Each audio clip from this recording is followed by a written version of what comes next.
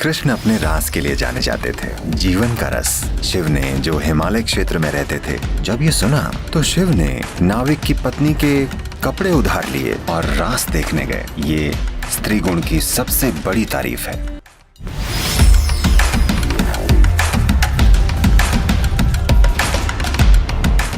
कृष्ण के बारे में दुनिया में कई गलतफहमियां हैं, पर हमें यह समझना होगा कि उन्होंने 6 साल की उम्र तक ही मक्खन चुराया था, या शायद 8 साल की उम्र तक ही।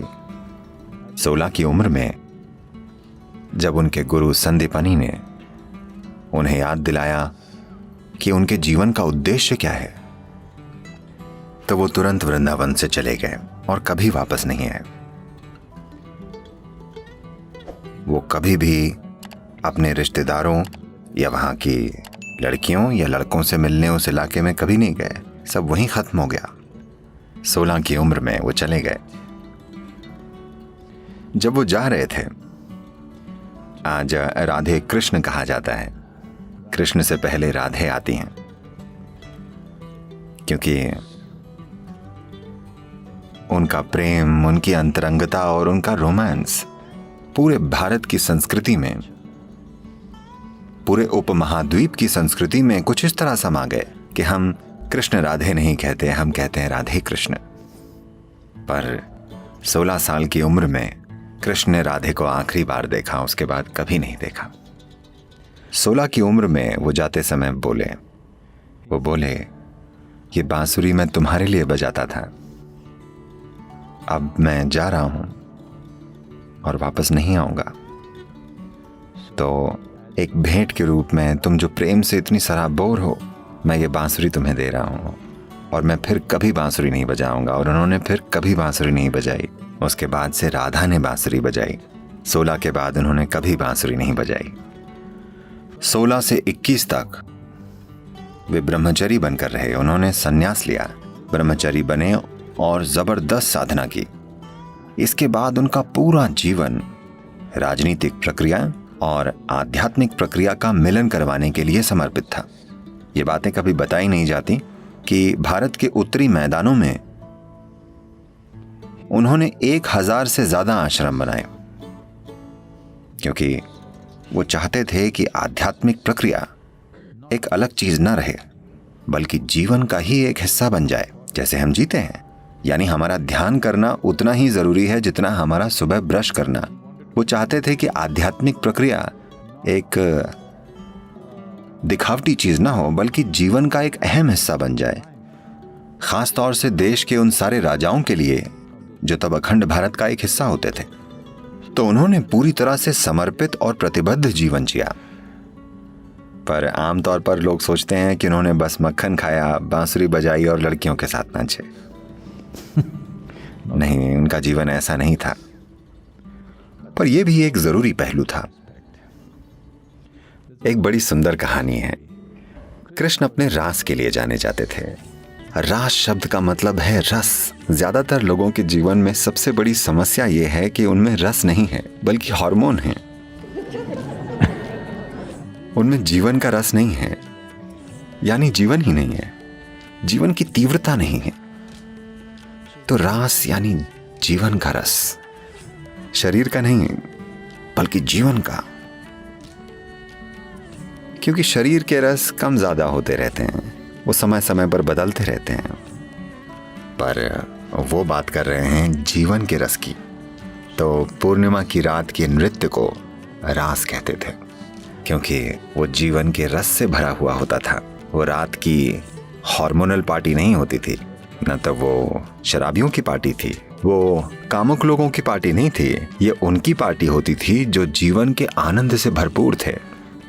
तो उसे रास कहा जाता था। ये रास मशहूर हो गया। जिन्होंने उनमें हिस्सा लिया या देखा, उनकी वजह से रास की बातें फैलने लगी। शिव ने जो हिमालय क्षेत्र में रहते थे, इसके बारे में सुना कि यमुना के तटों पर कुछ अद्भुत हो रहा है, तो वो देखना चाहते थे। क्योंकि वो रास करने वालों में से नहीं है, वो तांडव करते हैं। आंखें बंद हों तो उन्हें आसपास का कुछ पता ही नहीं होता। वो नाचते हैं तो उनके आसपास कोई नहीं होता, ना आदमी ना औरत। वो वहां हो ही नहीं सकते, वो ऐसा नाचते हैं। तो जब उन्होंने इस नए नृत्य के बारे में सुना जहां रस बह रहा है, तो वो देखना चाहते थे। वो यमुना के तट पर पहुंचे और वो नदी पार करना चाहते थे। एक नाविक ने, जो वहीं मौजूद था, उसने देखा, क्योंकि शिव एक पुरुष हैं। शायद नहीं, शिव ही धरती के सबसे फिट देव हैं। योग विद्या में, योग संस्कृति में कहते हैं कि वो 9 फीट लंबे थे। इसकी वजह यह है कि जब वे नीचे दक्षिण की ओर आए, दक्षिण भारत में, तो कहते हैं कि वो एक औसत औरत से 2 गुने लंबे थे। तो आमतौर पर उस समय दक्षिण भारत में औरतों का कद 4.5 से 5 फुट के बीच था। तो यह माना जाता है कि वो 8.5 से 9 फुट के बीच थे। तो वे एक पुरुष हैं, पूरे पुरुष, परम पुरुष। तो नाविक उन्हें देखकर बोला, आप बहुत ज्यादा ही पुरुष हैं, आप रास में ऐसे नहीं जा सकते। वहां बस एक ही पुरुष है, सिर्फ एक। वहां कृष्ण ही पुरुष हैं। इस तरह का आदमी वहां नहीं जा सकता। शिव बोले, तो अब मैं क्या करूं? वो बोला, कम से कम औरतों के कपड़े पहनकर जाइए। वो बोले, क्या मैं औरतों के कपड़े पहनकर जाऊं? वो बोला, वरना आप रास में नहीं जा सकते। तब वो बोले, अब मुझे औरतों के कपड़े कहां मिलेंगे? तब वो नाविक बोला, मैं अपनी पत्नी से कहता हूं, वो आपको अपने कपड़े दे देगी, आप उन्हें पहने और जाएं। रास में सही तरीके से हिस्सा लीजिए, एक स्त्री गुण की तरह, न कि पुरुष गुण की तरह। तो शिव ने नाविक की पत्नी के कपड़े उधार लेने का फैसला किया, जो उसने पहने हुए थे। मेरा मतलब, वो एक गरीब परिवार था। शिव ने देखा कि ये दूसरे जोड़ी कपड़े भी नहीं है।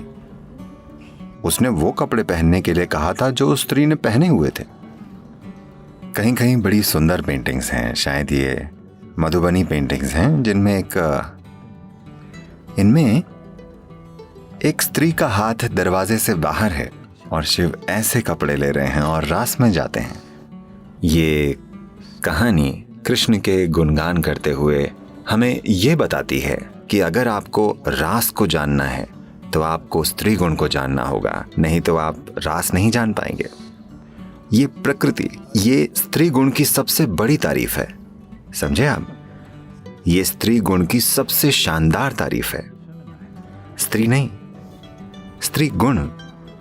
क्योंकि इस संस्कृति में हमने हमेशा समझा है कि जीवन सिर्फ तभी सुंदर होगा जब पुरुष और स्त्री गुण की भूमिका बराबर हो।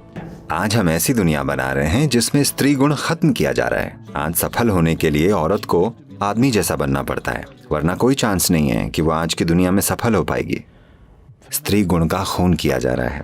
आप देखिए, ये हो रहा है। आप दुनिया में कहीं भी जाएं, अब सामान्य बातचीत में भी लोग बिल्कुल पहले जैसी बातें नहीं करते। अब वो मौसम की भी बातें नहीं करते जैसे पहले करते थे।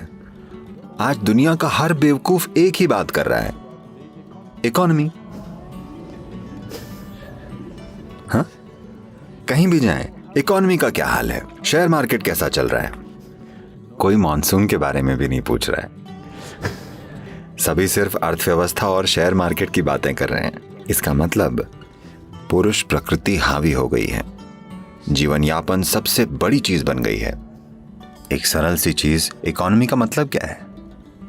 Simple survival. बस जीवन यापन, है ना? जीवन यापन के पेचीदा तरीके, हाँ, है ना?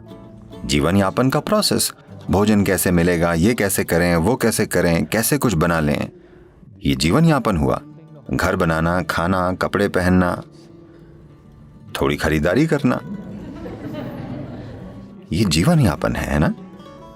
अब हम बस जीवन यापन की ही बात कर रहे हैं, क्योंकि स्त्री गुण काफी हद तक दूर कर दिया गया है। कम से कम घरों में इसे रखें, बाहर समाज में तो ये काफी हद तक खत्म है। पुरुष गुण ही सब कुछ है। यहाँ उनका संदेश ही ये है, वो ये कह रहे हैं कि अगर समाज में स्त्री गुण ना हो तो असल में जीवन भी नहीं होगा। हम आदमी या औरतों की बातें नहीं कर रहे हैं, हम नर मादा की बात नहीं कर रहे हैं, हम दो मूल गुणों की बात कर रहे हैं, पुरुष गुण और स्त्री गुण।